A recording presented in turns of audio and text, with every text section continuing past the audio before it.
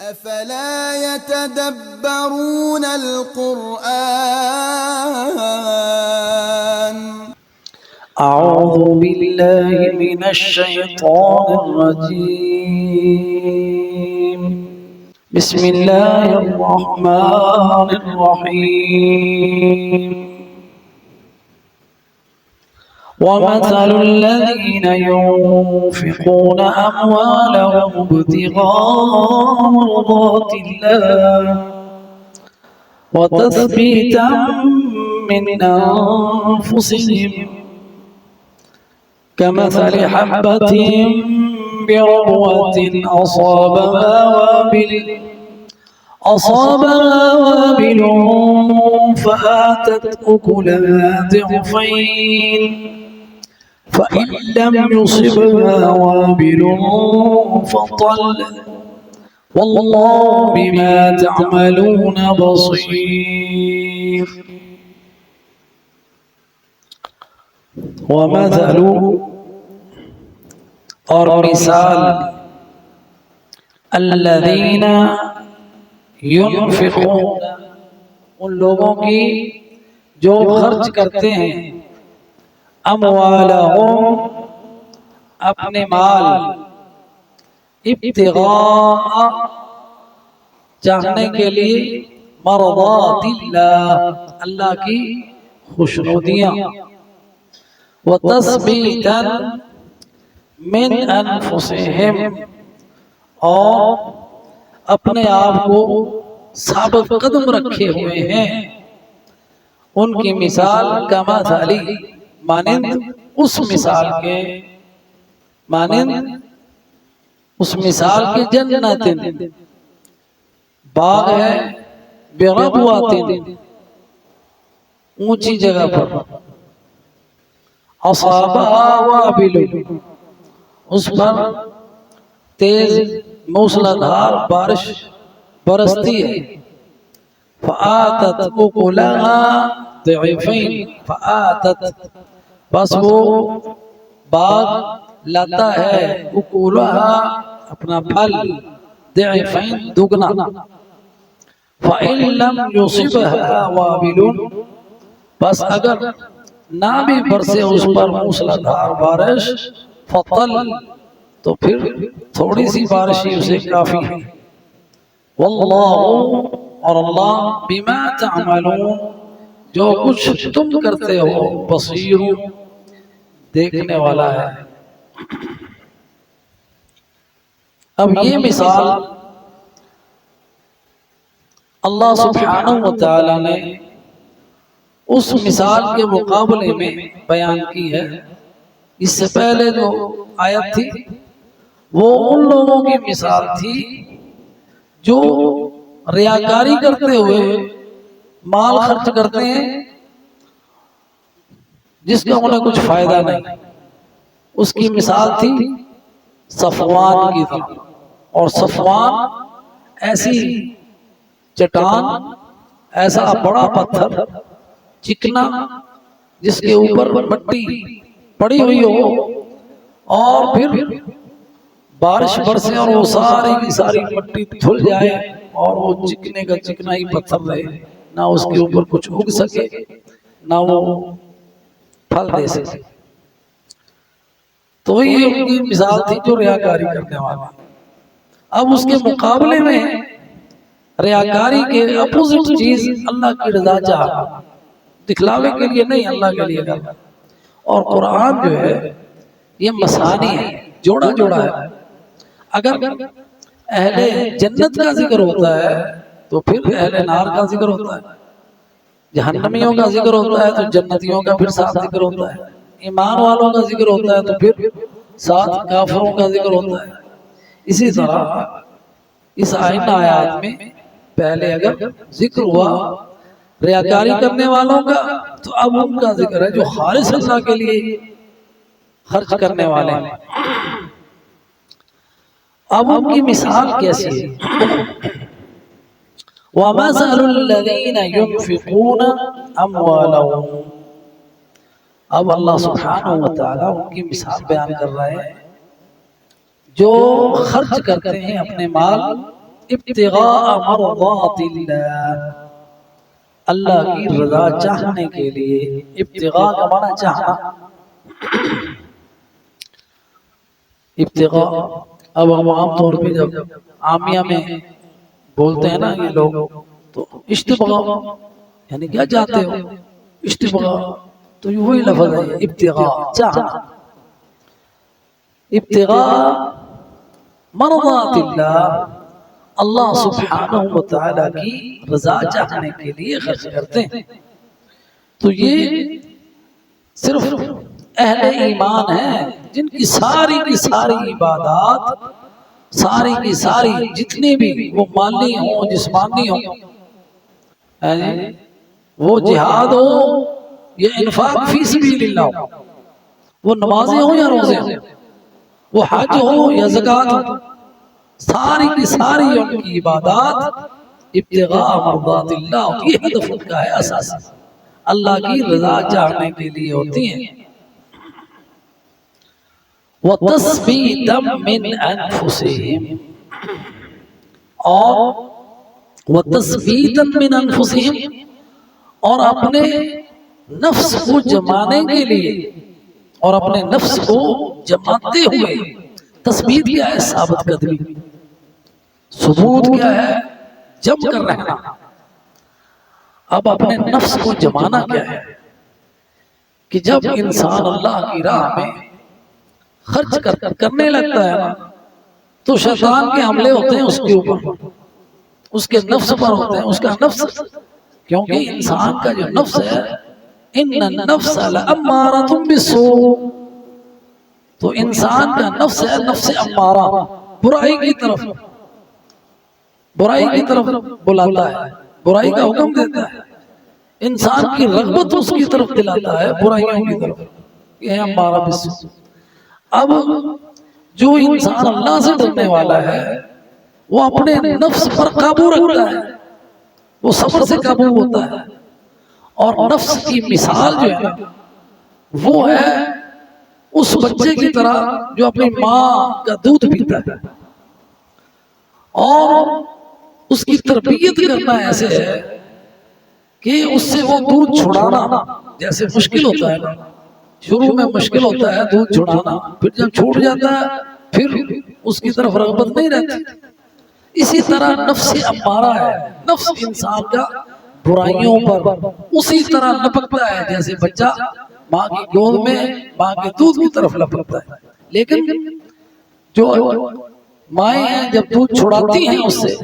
تو کوشش کر کے مشقت کر کے ان کو چھڑانا پڑتا ہے۔ اسی طرح انسان کا نفس، انسان اس کو اسی طرح دور کرتا ہے برائیوں سے، مشقت کے ذریعے سے۔ شروع میں مشقت اٹھانی پڑتی ہے کیونکہ عادت کوئی بھی ہو بری، اس کو چھوڑنے کے لیے کوشش کرنی پڑتی ہے۔ تو وہ تثبیتا من انفسہم، اپنے نفوس پر ثابت قدمی دکھاتے ہیں، ثابت قدمی، اور اللہ سبحانہ وتعالی سے یہ دعا مانگی جاتی ہے، یا مقلب القلوب ثبت قلوبنا علی دینک، اے دلوں کو جمانے والے ہمارے دلوں کو اپنے دین پر جما دے، اپنی اطاعت پر، اپنی فرما برداری پر جما دے۔ تو تثبیتا من انفسہم، تو اب بات ہو رہی تھی کہ شیطان جو ہے انسان کے اوپر حملہ آور ہوتا ہے، خاص طور پر جب وہ اللہ کی راہ میں خرچ کرنے لگتا ہے نا تو اس کو کتنی ضرورتیں اس کو دکھاتا ہے، نہ خرچ کرنا، غریب ہو جاؤ گے، فقیر ہو جاؤ گے، ایک تو یہ ڈراتا ہے،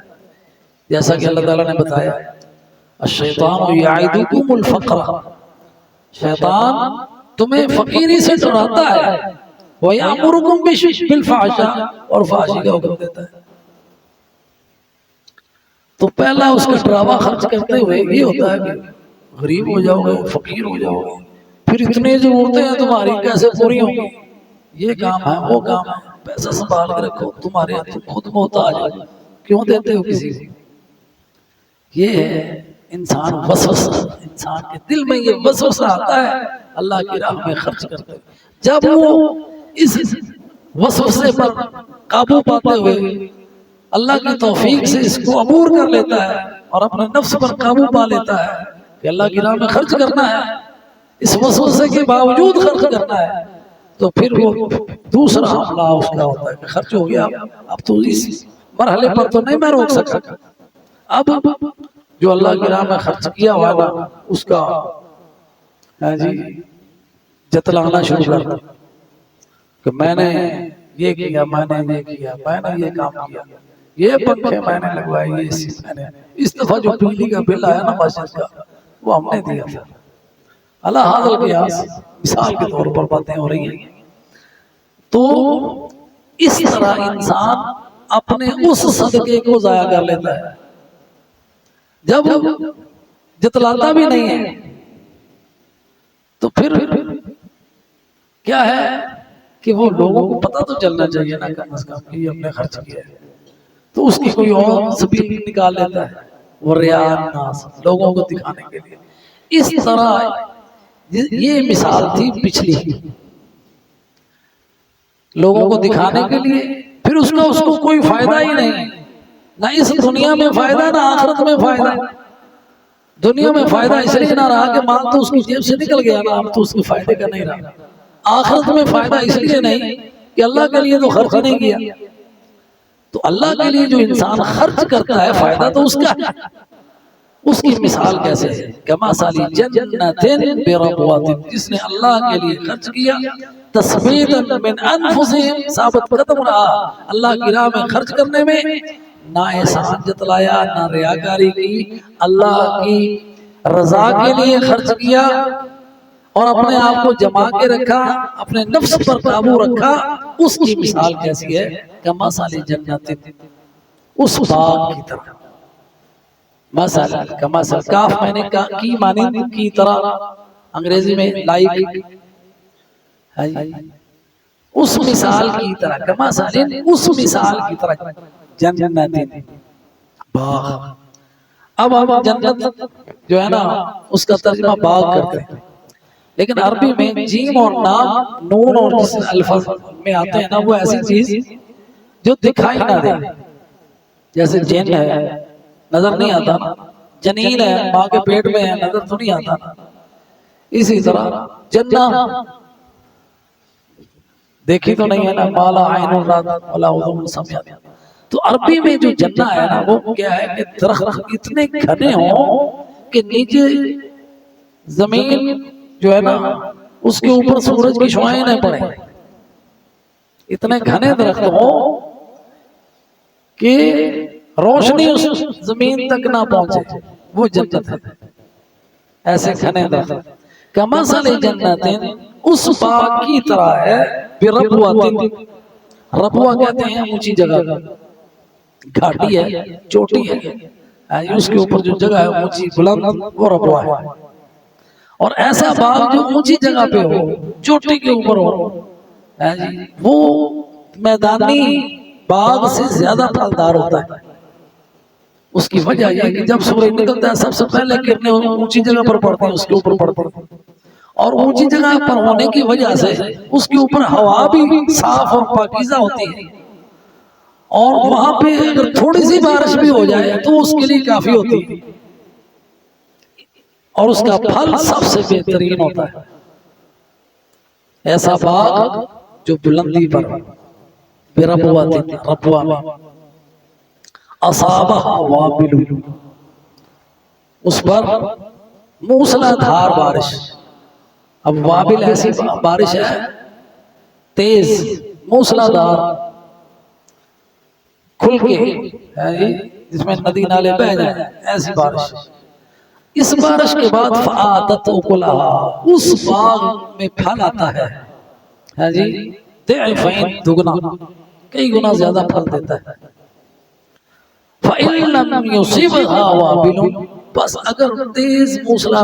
دھار بارش نہ بھی ہو، فَطَلٌ، ہلکی سی بارش بھی اس کے لیے کافی ہے، وہ تھوڑی سی بارش میں بھی تھوڑے سے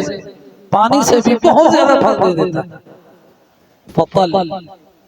یہ بھی بارش ہے، ایسی بارش ہے جس میں صرف فوار سی ہو، کن میں نہ ہوئی، یہ طل ہے۔ عربی میں بارش کے اس کی کیفیت کے حساب سے نام ہے، ہماری زبان میں بھی ہے، ہلکی سی بارش ہو تو کہتے ہیں بس فوار جی پئی، کبھی کبھی کنیاں گیا پئیاں جی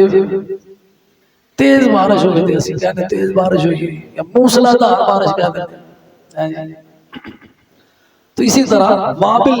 موسلا دھار بارش ہے، اور تل جو ہے یہ ہلکی بارش ہے کن من والی۔ واللہ بما تعملون بصیر، اور اللہ جو کچھ تم کرتا ہے دیکھ رہا ہے۔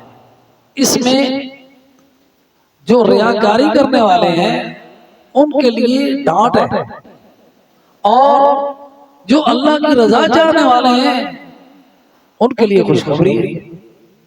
اس آیت میں اللہ ان کو بھی دیکھ رہا ہے، اللہ جو تم کر رہے ہو ریاکاروں جو تمہارے دلوں میں ہے، اللہ تعالیٰ بصیر ہے، اللہ دلوں کو بھی دیکھتا ہے۔ ان اللہ لا ينظر الى